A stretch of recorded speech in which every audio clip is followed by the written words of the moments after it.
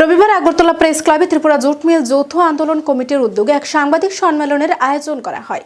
এদিন কমিটির এক সদস্য জানান, সুপ্রিম কোর্ট ও হাইকোর্টের আদেশ অনুসারে 1996 সালের 1 জানুয়ারিতে চতুর্থ বেতন পর্ষদের সুপারিশ অনুযায়ী বেতন ভাতা, গ্র্যাজুয়েট লিভ, স্যালারি ইত্যাদি নির্ধারিত সময়সীমার মধ্যে প্রদানের দাবিতে গণ আবেদন দান অভিযান আগামী 1 জানুয়ারি 2024 সালে সকাল 10টায় জুট মিল মেইন গেটের সামনে হবে।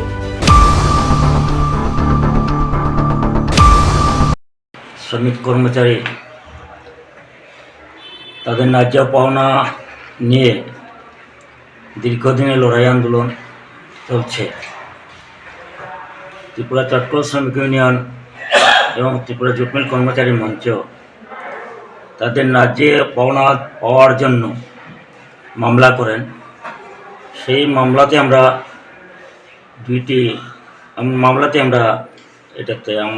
এই মামলা আমরা জিতেছি।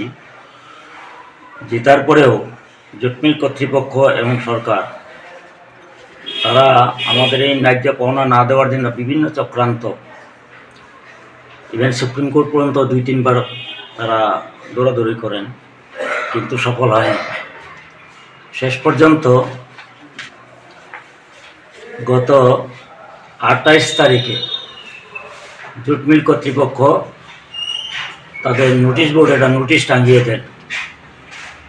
সেই নোটিশে বলা হয়েছে যে সুপ্রিম কোর্ট এবং হাইকোর্টের যে রায়, সেই রায়ের মোতাবেক তারা জুট মিলের শ্রমিক কর্মচারীদের বেতন ভাতা মিটিয়ে দেবেন।